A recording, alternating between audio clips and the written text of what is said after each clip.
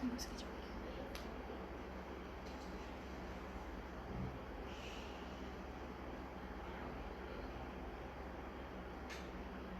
Pakai my phone. Pakai saja my phone itu. Sudah ambil arah meja.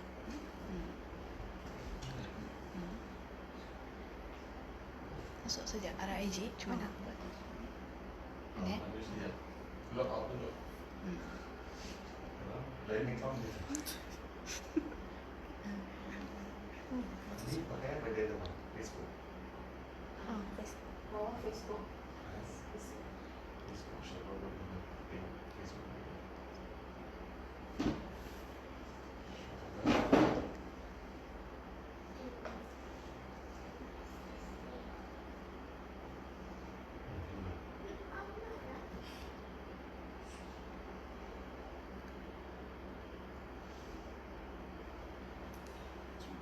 Deny with them.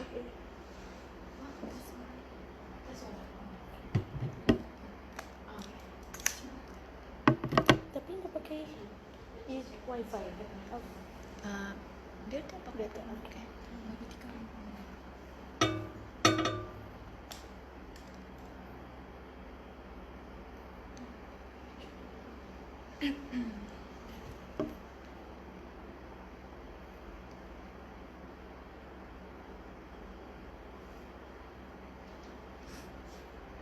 Ju ambilkan Quran yang multazam hijau tu. Sudah. Okey dah.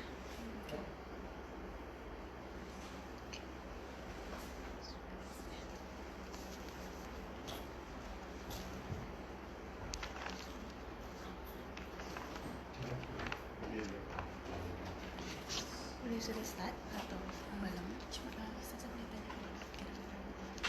Kenalkan kedengaran. Okey, bismillahirrahmanirrahim. Assalamualaikum warahmatullahi wabarakatuh. Boleh apa tu? Boleh dengar atau you punya suara kurang jelas atau putus-putus, boleh update.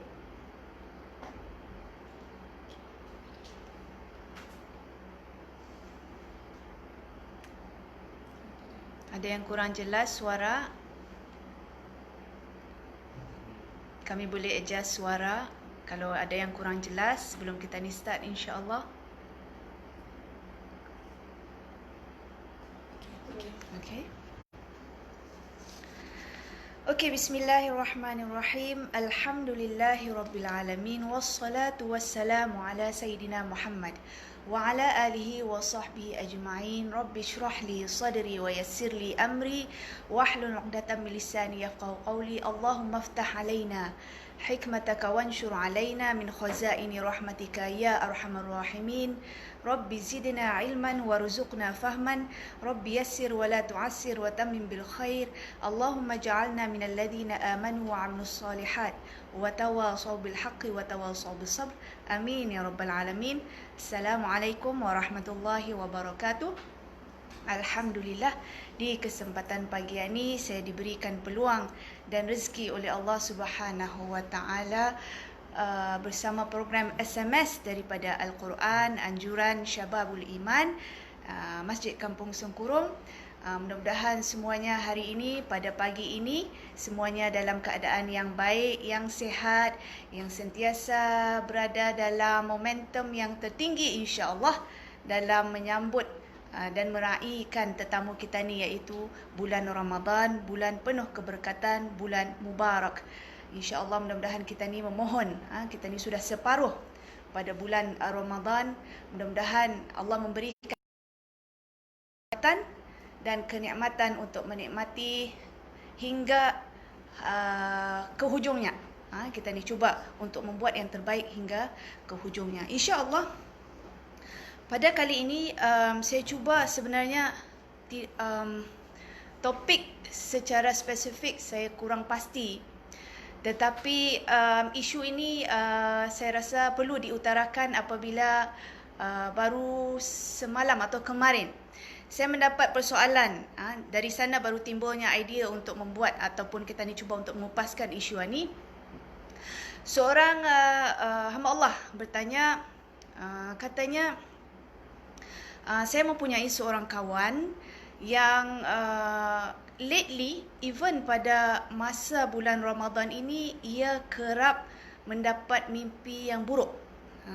Mimpi gangguan, hantu, yang menggerikan, yang menyusahkan hati. Apabila ia bangun tidur itu, ia akan merasa down dan stres. Dan mimpi itu bukan saja sehari dua, malah has been going on dari even ia sebelum puasa sampai masa puasa ni pun masih lagi diganggu dengan mimpi-mimpi yang buruk. Jadi persoalannya, ia cakap, Ustazah, kalau macam ni, bukankah apabila pada bulan Ramadan seperti kena ketahui bahawa syaitan itu diikat, dibelenggu. Lalu bagaimana ada gangguan-gangguan yang jenisnya macam ni?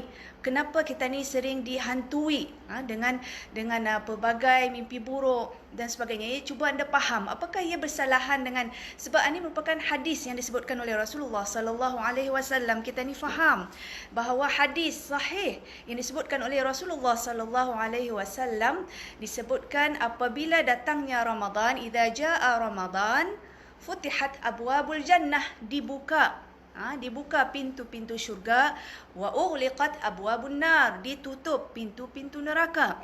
Kemudian wasul silati asyayatin, maka syaitan-syaitan itu dibelenggu, diikat. Jadi kalau macam ni, macam ada pertentangan. Ia mimpi yang baik, ia terasa diri ada benda-benda yang macam ni. So, tapi ada hadis yang menyebutkan syaitan itu diikat. Jadi bagaimana untuk kita ni cuba untuk memahami? Baik, alhamdulillah saya cuba mencari jawapan kepada persoalan tersebut, dan kita ni dapati bahawa kita ni tidak menafikan kesahihan hadis yang disebutkan oleh Rasulullah sallallahu alaihi wasallam bahawa benar pintu-pintu syurga apabila tibanya Ramadan dibuka seluas-luasnya dan pintu-pintu neraka memang ditutup dan syaitan dibelenggu. Persoalannya di sini adalah penafsiran bagaimana syaitan-syaitan tersebut dibelenggu. Apakah secara zahirnya itu diikat dan dibelenggu, dipenjarakan? Maksudnya di sini lockdown. Kita ni istilah pada masa ni yang famous adalah lockdown. Dibelenggu, dipenjarakan. Ataupun macam mana? Baik, ada 3 pendekatan yang kita ni boleh ambil, yang kita ni dapat faham daripada ulama yang menyebutkan hadis ini. Yang pertama, ada yang berpendapat bahawa memang syaitan memang dibelenggu dan diikat, tetapi yang dibelenggu, yang diikat itu adalah ia punya chief-chiefnya sahaja, ketua-ketuanya yang hebat, pangkat yang tinggi. Itu yang dibelenggu. Manakala yang kecil-kecil, yang masih baru training, yang 11 bulan yang kebelakangan sebelum ini, masih saja dilepaskan. Di antaranya 2 qarin yang boleh saja mengganggu manusia. Kalau tidak ada hati yang kuat, pasti akan boleh terusik dengan gangguan-gangguan tersebut. Baik, itu penafsiran hadis tersebut mengikut pendapat yang pertama. Mengikut pendapat yang kedua, mereka mengatakan bahawa yes, memang syaitan-syaitan tersebut memang dibelenggu, memang diikat, tetapi apa? Secara ia punya perumpamaan sahaja. Kerana perumpamaan sahaja, bukan secara hakikatnya, kerana perumpamaan ini adalah seolah-olah apabila tiba masuknya bulan Ramadan, bulan keberkatan, bulan keampunan, bulan di mana ganjaran Allah begitu hebat, bulan di mana dahsyatnya pengampunan daripada Allah Subhanahu wa taala, maka di sini chance, opportunity untuk syaitan itu membawa atau menghasut, menggoda manusia atau adalah kecil sahaja. Jadi di sana seolah-olah mereka punya scope of job pada bulan Ramadan ini terikat ataupun terbelenggu, very limited. Jadi di sana disebabkan rahmat dan kasih sayang Allah dengan ganjaran-ganjaran hebat untuk orang yang amal sedikit pun ganjaran subhanallah. Kalau dapat lagi malam Lailatul Qadar, kali lagi dengan 83 tahun kali ganda ganjaran orang yang beramal, masya-Allah. Jadi memang yang sempit untuk syaitan ini membuat aktiviti dalam menghasut manusia dengan penuh maksiat ini. Baik. Kemudian ada yang mengatakan, pendapat yang ketiga mengatakan apabila syaitan yang diikat itu yang dibelenggu itu adalah secara, yes, memang diikat secara zahir, hakikatnya diikat, tetapi didikannya tarbiyah yang salah. Didikannya yang 11 bulan yang sebelum ini selain pada bulan Ramadan memang hebat, memang mantap, maka manusia masih lagi terbelenggu, masih lagi memilih untuk mengikut jalan yang ditunjuk oleh syaitan dan bukan jalan yang diperintahkan oleh Allah Subhanahu Wa Taala. Maka dengan itu saya melihat di sini bahawa persoalan ini mungkin boleh dihuraikan dari pendekatan macam ini. Syaitan yang dibelenggu ada 3 jenis pendapat. Apapun kita ni cuba untuk melawan gangguan-gangguan hebat ini, insya-Allah mujahadah nafsu kita ni, mujahadah hati kita ni untuk jadi orang yang kuat, yang masing-masing berlumba merebut kasih sayang Allah, merebut redha Allah Subhanahu Wa Taala, insya-Allah. Baik, bila timbul persoalan macam itu, saya rasa saya akan untuk hari ini kita ni akan cuba untuk melihat satu topik yang kita ni boleh namakan tak kenal maka tak benci.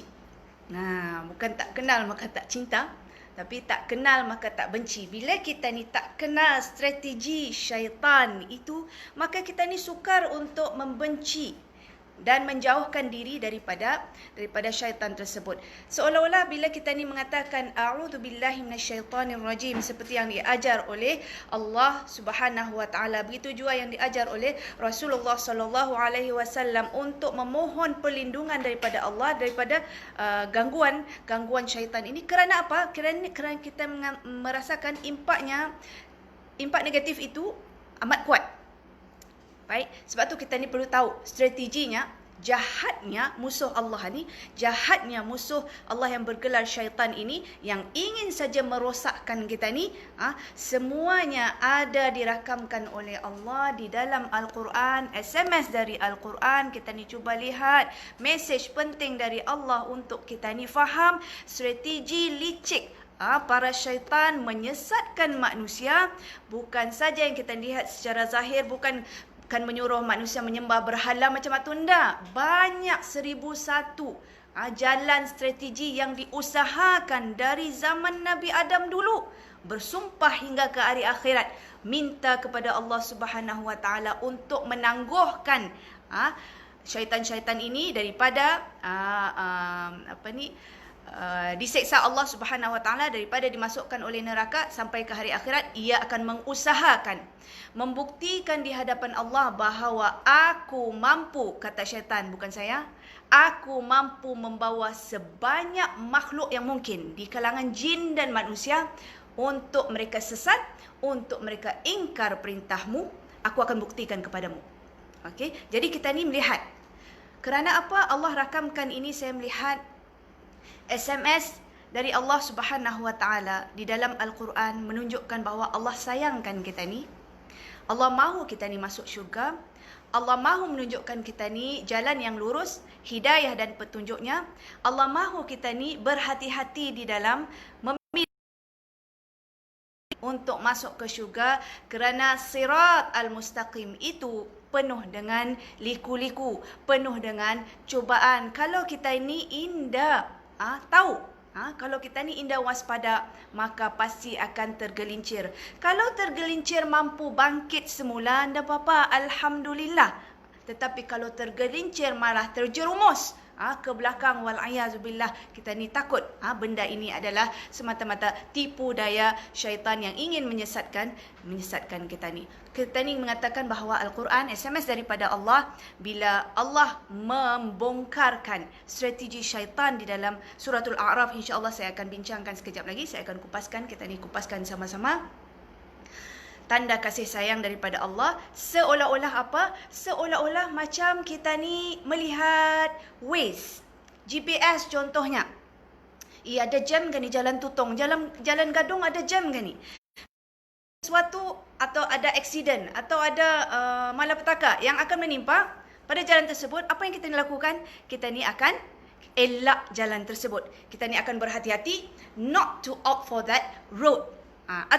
Atau yang sepatutnya kita ni fikirkan, analoginya kita ni lihat di sini bahawa Allah memberikan Al-Quran, memberikan amaran, tolong jangan ikut strategi syaitan, berhati-hati, kamu pasti akan diganggu. Tapi aku yang lebih berkuasa, kata Allah dalam Al-Quran, andai engkau berpegang kepada Al-Quran dan sunnah dengan sebaiknya, insya-Allah engkau akan terselamat. Baik, tanpa membuang masa lebih jauh, insya-Allah kita ni akan cuba lihat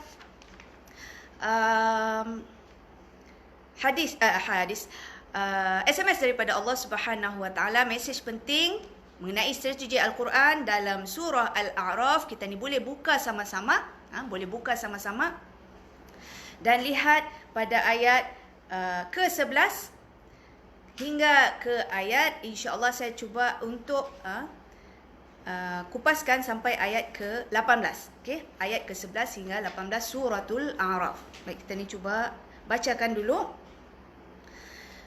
أعوذ بالله من الشيطان الرجيم بسم الله الرحمن الرحيم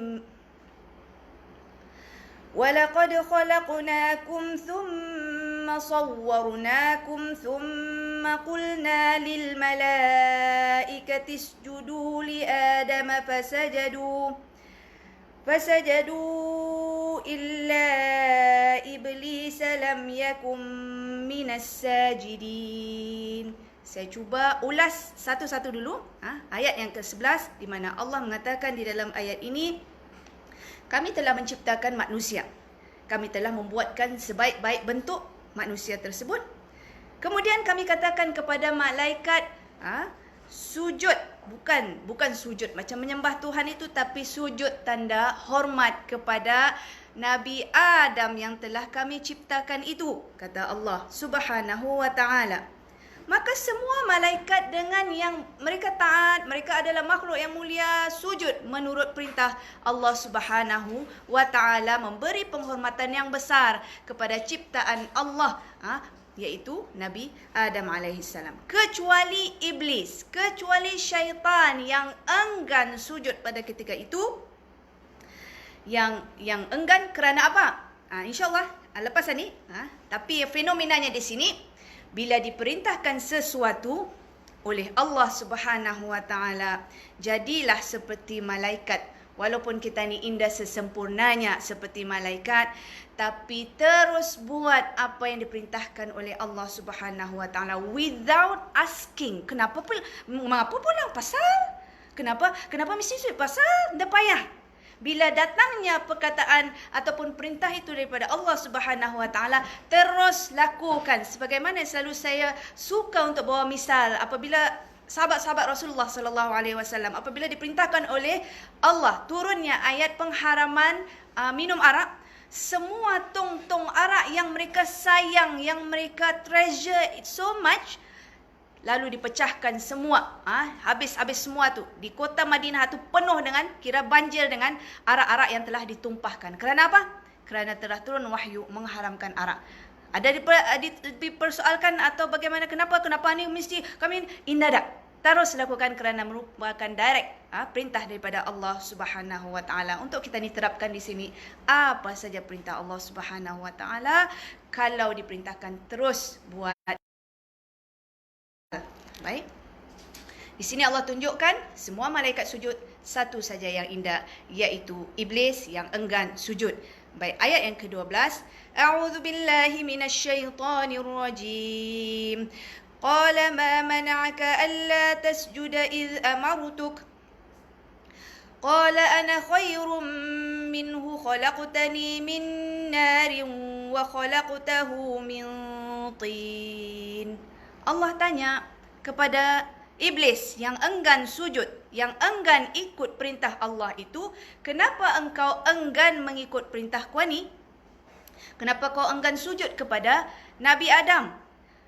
Aku yang perintahkan engkau, bukan Nabi Adam. Aku diciptakan ni, aku manusia agung masa ni, kau sujud aku. Bukan. Ini perintah daripada Allah Subhanahu Wa Taala, maka kenapa engkau enggan sujud? Baik. Kata syaitan, terus saja keluar, aku lebih baik daripada ia ni. Aku lebih hebat daripada ia ni. Okey. Khalaqtani min nar, aku diciptakan daripada api. Api melambangkan kegagahan, kehebatan. Dan engkau menciptakan ia dari segumpal tanah saja, tanah liat yang low class. Ani. Baik. Jadi pada ayat 12 ini kita ni dapati bahawa satu, syaitan enggan, ini strateginya yang pertama.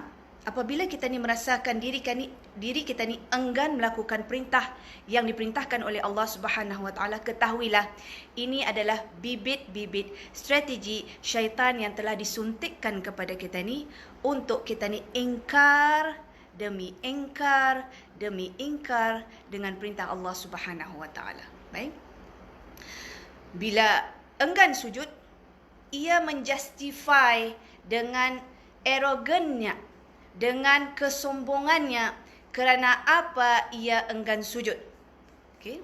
Selalunya berlaku kalau orang yang mengambil undang-undang, ia tahu kalau ia dapat menyokong kenyataan yang disebutkan dengan hujah-hujah dan dalil-dalil yang hebat, ia merupakan orang yang hebat. Baik. Ini yang cuba dibuat oleh syaitan. Aku diciptakan dari benda yang hebat. Bagaimana benda yang hebat boleh tunduk kepada benda yang seberapanya? Ini saja. Satu, keingkaran kepada perintah Allah untuk sujud. Yang kedua, justifikasi yang diberikan menunjukkan kesombongan dan keangkuhan daripada makhluk yang bernama syaitan untuk sujud ini. Baik. Jadi kita ni tanya balik, kalau untuk apply pada diri kita ni, apabila diperintahkan oleh Allah Subhanahu Wa Taala untuk melakukan sesuatu perkara, okey, sama ada ia wajib ataupun digalakkan di dalam agama untuk melakukan sesuatu perkara, berapa banyak alasan yang kita ni cuba untuk berikan, padahal semua alasan-alasan itu Allah yang Maha mengetahui. Hati kita ni sebenarnya kan mau buat ataupun indah, ikhlas ataupun indah, mahu menurut perintah Allah Subhanahu Wa Taala apabila disuruh buat. Contoh menutup aurat, rasa berat ataupun indah? Panas ba, gatal ba kepala ni, contoh. Indah trendy, masa ni dah ada lagi orang tutup-tutup bulat-bulat basar-basar pakai baju macam tu nada. Masa ni lagi trendy kalau lilit-lilit nampak leher, contoh. Berapa banyak alasan yang kita ni cuba buat bersamaan dengan ayat 12 dalam suratul A'raf. Disebutkan oleh Allah Subhanahu Wa Taala perbualan syaitan, justifikasi syaitan yang diberikan semasa ia enggan untuk melakukan sesuatu. Wal'iyadzubillah, kita dicuba untuk muhasabah diri kita ni. Mesej penting daripada Allah supaya kita ni indah terjerumus dengan ataupun dipermainkan oleh syaitan dengan strategi-strateginya. Okey. Melihat kepada ayat ke-13. أعوذ بالله من الشيطان الرجيم قال فاهبط منها فما يكون لك أن تتكبر فيها فاخرج إنك من الصاغرين. Dalam ayat ini Allah mengatakan bahawa bila mana engkau arrogant, bila mana engkau ada kesombongan, maka tidak layak dirimu untuk stay dalam syurga ani bersama makhluk lain. Sila tinggalkan tempat ani. Ani dihalau oleh Allah Subhanahu Wa Taala. Kerana apa? Lihat, Allah highlight di sana bahawa kerana kamu tidak sepatutnya antatakabbara, kamu sombong. Kriteria ataupun kualiti sombong ini adalah satu kriteria yang kita ni boleh katakan bahawa merupakan perangai syaitan yang perlu dihindarkan. Kalau ada rasa kesombongan, cuba buang. Kenapa kita ni nak mau buat benda ni? Kenapa kita ada rasa macam diri itu lebih hebat? Wal'ayazubillah, cuba buang cepat-cepat. Jangan biar lama ia bersarang di dalam hati. Jangan biar lama ia memberi ruang kepada syaitan untuk terus menghasutkan, menaikkan kesombongan kita ni, mempolishkan keangkuhan kita ni. Wal'ayazubillah, kerana itu merupakan strategi syaitan menyuntikkan sebanyak mungkin nilai-nilai keangkuhan, kesombongan ke dalam diri manusia. Wal'ayazubillah. Siapa yang puas hati bila dikeluarkan daripada syurga, tempat idaman semua makhluk. Siapa yang berpuas hati? Sakit atau indah hati syaitan ini? Of course sakit. Disebutkan dalam ayat seterusnya, qala anzirni ila yaumi yub'atsun. Okey, aku boleh keluar. Lebih kurang macam inilah dialognya. Saya cuba untuk briefkan. Tapi tangguhkan, berilah aku penangguhan waktu sehingga mereka dibangkitkan. Aku akan, maksudnya apa projeknya? Projeknya ialah beri aku masa. Aku akan menghasut, menggoda sebanyak mungkin manusia dan akan membawa mereka ke bersama-sama aku nanti. Ia tahu sudah destinasinya tu, kalau sombong masuk ke mana? Masuk ke syurga, wal'iyazubillah. Lihat at this point, yang critical point bagi saya. Kerana apa? Andai kalau sudah ditegur oleh Allah, contohnya, ya indah buat apa yang diperintahkan oleh Allah Subhanahu Wa Taala. Kemudian ia repent, ia bertaubat, ya Allah maafkanlah aku, ampunkanlah aku dah buat apa yang kau suruh. Solat sepatutnya 5 waktu, aku buat 1 waktu saja, suka-suka hatiku saja. Puasa pun tadi sahur pukul 12 tengah hari, contoh. Baik.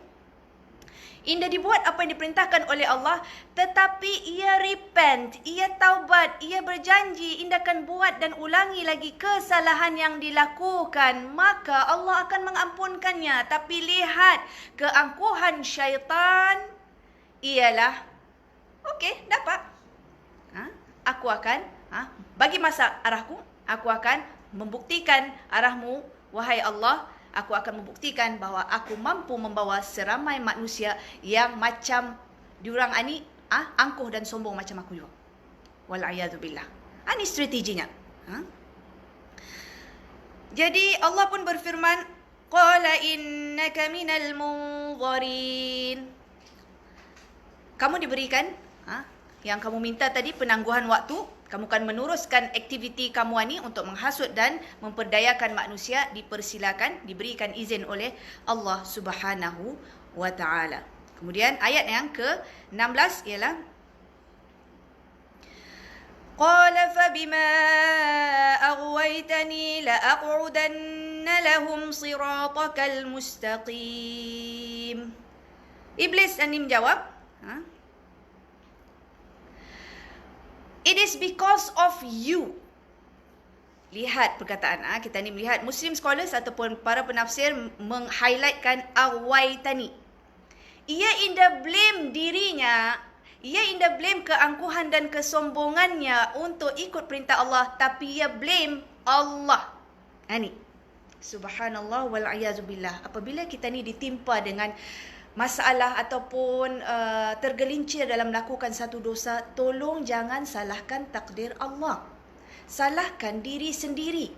Cuba untuk memperbaiki. Masalahnya kita ni sekarang ni, kita ni suka untuk menunding tangan. Si anu tu punya pasal, si anu tu, si anu. Suka ya si anu tu.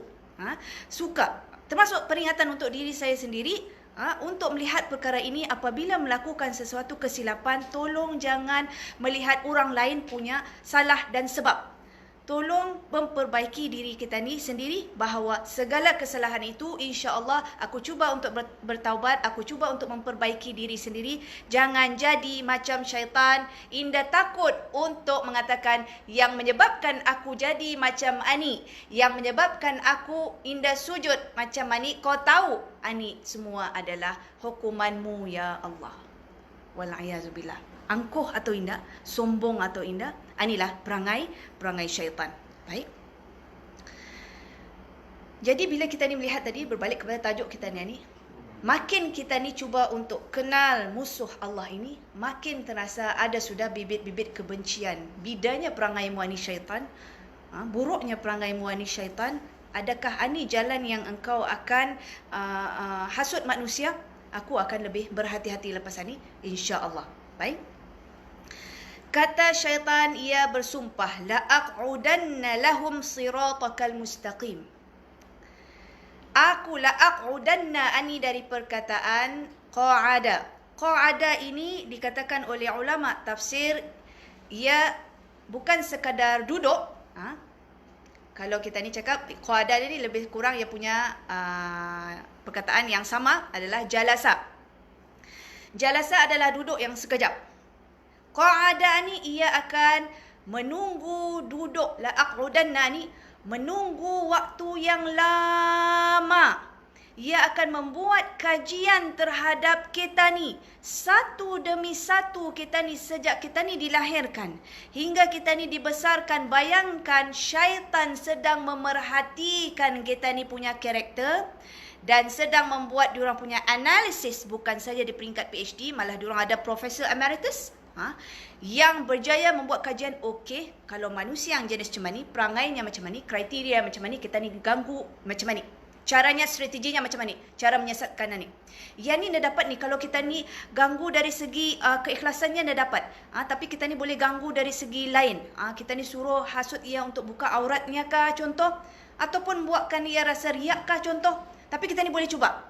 So bayangkan diri kita ni sentiasa diperhatikan oleh makhluk yang bernama syaitan. Mereka tidak akan duduk diam. Start daripada kita ni lahir. Diorang observe lebih hebat daripada ibu bapa kita ni. Subhanallah. Observe la aq'udanna. Ani. Diorang akan duduk dan observe kita ni, analyze karakter kita ni untuk mencari ruang-ruang yang boleh diorang masuk untuk menghasut dan membawa kita ni kepada neraka Jahannam wal'ayazubillah. Disebutkan juga selepas diorang membuat analisis, diorang akan ambush kita ni. Ambush itu maksudnya attack kita ni. Diorang akan serang kita ni. Dari arah mana nanti akan disebutkan dan akan diperincikan. Diorang akan biarkan kita ni senang, indah. Kau excel dalam kau punya salat. Kau excel kau punya solat memang on time, Masya Allah. Dengan jemaahnya indah tinggal. Kami attack dari segi kau punya sedekah lagi. Akan timbulkan rasa riak dalam pekerjaanmu dan sebagainya. Kami banyak skill. Kami ada dari yang setinggi-tinggi. Chief kami dan serendah-rendah tu dapat kami train tu. Nanti berapa tahun handal tu jadinya. Wal'ayazubillah. Baik. Dan kami akan menghindarkan mereka daripada mengikuti siratakal mustaqim. Daripada mengikuti jalanmu yang lurus. Ingat, saya pesan sebagai peringatan untuk diri saya sendiri yang selalu banyak terkandas dalam melakukan segala perkara ini. Kadang-kadang ada lalai. Cepat-cepat kalau lalai, cepat-cepat balik kepada Allah Subhanahu Wa Taala. Lihat, kita ni lihat perbezaan antara syaitan dan Nabi Adam. Melakukan kesalahan dengan keangkuhan dan kesombongan, Indah Adam melakukan taubat. Tetapi Nabi Adam alaihissalam bersama isterinya Hawa apabila melakukan kesilapan yang dilarang oleh Allah Subhanahu Wa Taala untuk memakan satu pohon tersebut, bila memakannya sudah melanggar perintah Allah, tetapi cepat-cepat bertaubat. Ini yang Allah mahukan kita ni. Apabila melakukan satu dosa, jangan biarkan ia macam itu saja. Apabila dibiarkan macam itu, terdedah macam itu, memberikan peluang, ruang yang hebat kepada syaitan untuk terus memperdayakan kita ni. Baik. Ayat ke-17 kita ni cuba untuk sambung. A'udzu billahi minasyaitonir rajim. ثم لآتينهم من بين أيديهم ومن خلفهم وعن أيمانهم وعن شمائلهم ولا تجد أكثرهم شاكرين. Ini strategi yang penting perlu kita ni kupaskan supaya kita ni kenal bagaimana godaan dan hasutan syaitan yang sedang dilakukan pada kita ni pada masa ini. Kata syaitan, ayat yang ke-17. Aku pasti akan mendatangi diorang ani, manusia-manusia yang akan aku goda ani. Bagaimana untuk mendatangkan diorang ani? Mim baini aidihim, dari arah depan. Wa min khalfihim, dari arah belakang manusia ni juga. Lepas itu, wa an aimanihim, dari arah kanan. Kemudian wan syama'ilihim, dari arah kiri mereka. Bila kita ni lihat, wah, hebat syaitan ni, indah meninggalkan ruang depan, belakang, kanan, kiri, semua kita ni akan di-attack, akan di-ambush oleh syaitan. Caranya begitu halus. Seperti mana dalam surah An-Nas Allah menyebutkan diorang ni jenisnya min syarril waswasil khannas. Diorang ni jenisnya berbisik-bisik. Khannas ni bila kita dilihat, bisikan atau bukannya macam kita ni bisik sekali dua indah. Khannas ni ia akan bisik arah kita ni sekali, dan ia undur bagi kita ni ruang untuk berfikir. Belum lagi masuk bisikannya tu arah kita ni, masuk lagi bisikan khannas, dibisikkannya lagi, berundur ya lagi, depannya lagi membisikkan arah kita ni dan berundur sampai indakan berputus asa, sampai kita ni mampu untuk mengikut tipu dayanya. Wal-ayazubillah. Ani godaan yang disebutkan oleh Allah, bahawa strategi syaitan itu bukan yang kita ni faham macam itu saja, tapi yang merupakan depan, belakang, kiri, kanan. Baik, saya cuba untuk huraikan contoh yang kita boleh lihat. Macam mana depan, belakang, aku dah juga nampak syaitan masa ni. Dah nampak. Okey, belakang pun dah aku nampak.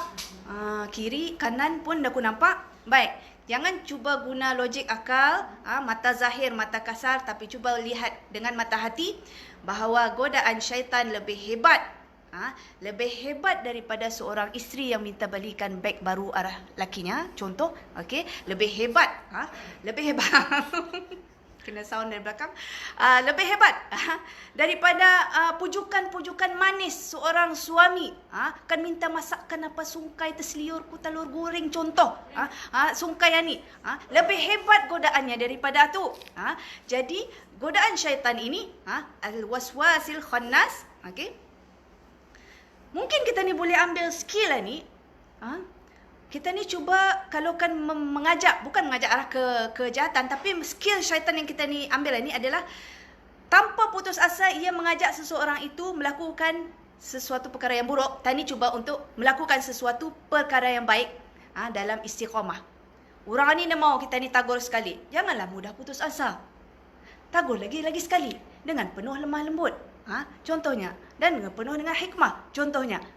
Jadi kita ni ambil bukan semangat, kita ni ambil kekerasan yang ditunjukkan oleh syaitan itu sebagai satu sudut aspek yang positif. Kita ni ambil supaya kita ni kalau akan berdakwah, contohnya cuba istiqamah dan menyampaikan dengan yang terbaik, bukan yang syaitan yang ke arah kejahatan. Baik, yang dari depan godaan ataupun tipu daya syaitan yang disebutkan dalam Al-Quran ini, min baini aidihim, mereka akan kacau kita ni dari arah ke depan kita ni. Contoh yang dihuraikan oleh ulama adalah kita cuba, baik, sebelum tu saya sudah cukup. Okey. Satu ayat penting sebelum kita ni hurai dari arah kacau yang dibuat oleh syaitan ini adalah Allah mengatakan dalam ayat 17, wala tajidu aktsarahum syakirin. Allah mengatakan yang disebutkan oleh iblis di sini ialah, kau akan dapati ya Allah, bila aku kacau mereka dari depan ataupun dari belakang ataupun dari kanan ataupun dari kiri, kau akan dapati kebanyakan daripada mereka ya Allah tidak akan menjadi orang yang bersyukur. Okey, ani sumpah syaitan, kriteria untuk menjadikan kita ni sebagai orang yang indah bersyukur.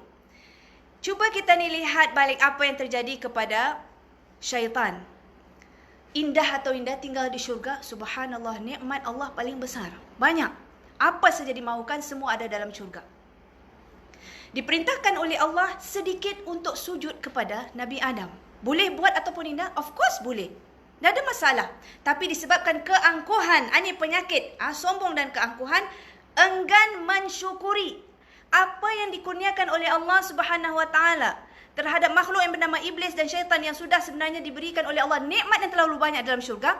Ia enggan syukur, ia takabur, ia bongkak, ia angkuh, maka dikeluarkan daripada nikmat tersebut.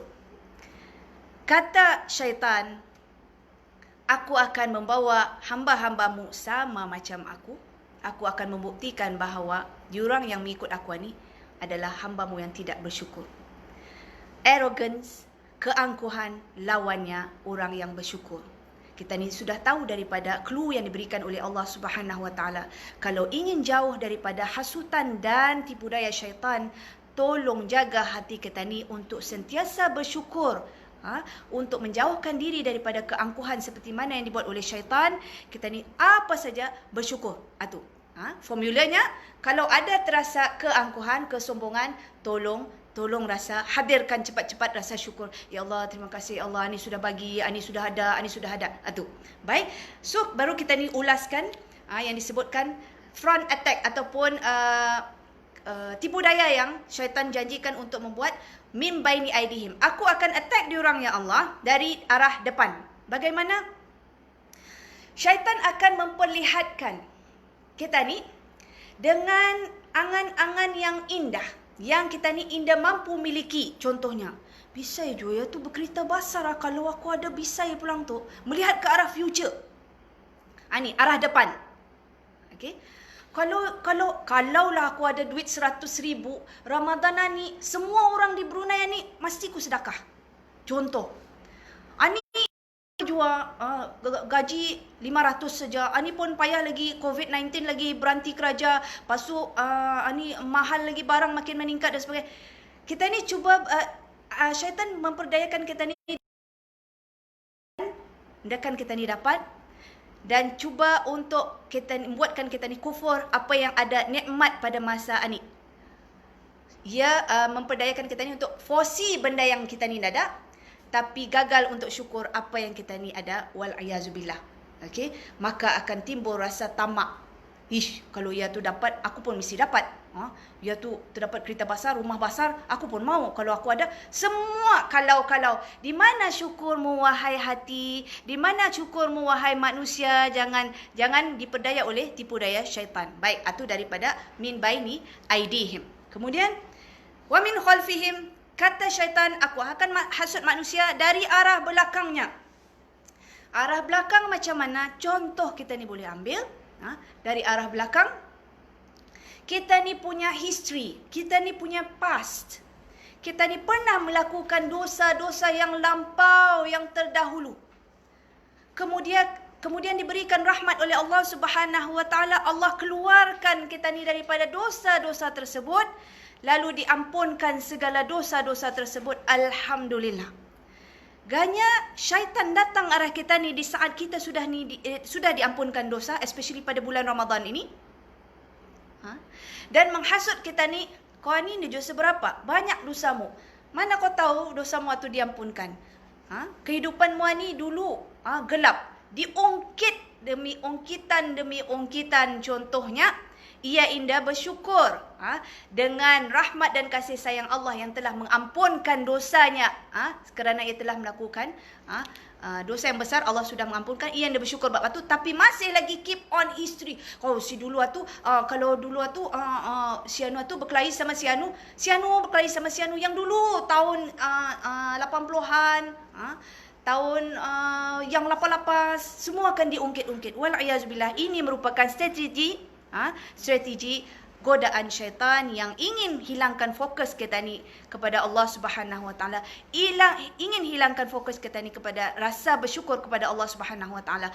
Malah akan membuatkan kita ni rasa benci, akan mengingatkan kisah-kisah silam yang indah sepatutnya kita ni ingat, dosa-dosa lampau dan sebagainya. Wal iazubillah. Ani strategi syaitan dari arah belakang, godaan syaitan. Baik, kemudian dari arah kanan bagaimana? Dari arah kanan disebutkan oleh ulama tafsir, juga disebutkan godaan syaitan dari sebelah kanan boleh dicontohkan macam ni. Kanan merupakan selalunya sumber kita ni melakukan benda yang baik. Selalu diumpamakan. Berdakwah contohnya. Kemudian membaca Al-Quran contohnya. Buat benda-benda yang baik. Sedekah contohnya. Tapi diselitkan dengan nilai-nilai kekufuran di sana oleh syaitan. Jadi contohnya bagaimana? Contohnya macam apabila yang membuat satu program keagamaan, contoh, Bagus sudah ni program kita ni. Berapa kita ni punya viewers? Likers berapa? Harian ni baru 17. 17 banyak. 17 viewers saja. Ini 19. Yang si Anu buat 2.5k viewers. Ada like lagi. Berapa kali play lagi? Dia membuat benda yang baik, indah. Rancangan keagamaannya baik atau indah? Baik. Tetapi diselitkan dengan tidak rasa kesyukuran itu, maka timbul rasa hasad, dengki dan sebagainya. Si Anwar tu dapat buat macam ni, aku pun mesti cuba buat. Strategi syaitan. Subhanallah. Kita ni sudah melakukan benda yang baik, yang menuju ke arah redha Allah Subhanahu Wa Taala. Tapi di dalam kita ni menuju ke arah redhanya, diselitkan, disuntikkan dengan virus-virus keangkuhan, hasad, dengki, penyakit hati dan sebagainya untuk menghancurkan kita ni. Ni bila kita ni kenal strategi syaitan, especially yang sebutkan ni dari arah kanan, mereka yang berkecimpung dalam bidang keagamaan, especially peringatan untuk diri saya sendiri, yang penuh dengan kelalaian ini, kita ni cuba untuk memperbaiki, kita ni cuba untuk pasang niat balik kepada Allah Subhanahu Wa Taala. Apa yang aku lakukan ini, aku perlu tujukan untuk mendapat raih redha Allah Subhanahu Wa Taala. Aku tidak peduli orang lain punya achievement dan sebagainya. Mungkin boleh dijadikan sebagai satu inspirasi, insya-Allah, untuk aku bekerja lebih keras, tapi aku tidak akan compete dengan penuh hasad dengki. Penuh inspirasi tapi bukan dengan hasad dengki. Baik, itu dari arah kanan. Dan dari arah kiri kita ni cuba untuk huraikan. Syaitan akan menggoda kita ni dalam ayat yang ke-17. Ia menyebut di hadapan Allah, aku akan menggoda manusia itu dari arah depan, dari arah belakang, dari arah kanan, dari arah kiri. Dari arah kiri yang kita ni boleh bagi misal ialah contohnya apabila melihat kiri adalah sesuatu yang kita ni boleh perumpamakan sesuatu yang buruk. Sesuatu dosa contohnya, sesuatu kemaksiatan contohnya. Syaitan akan menggoda kita ni dan membuatkan ianya kelihatan indah. Beautification of evil deeds. Ini.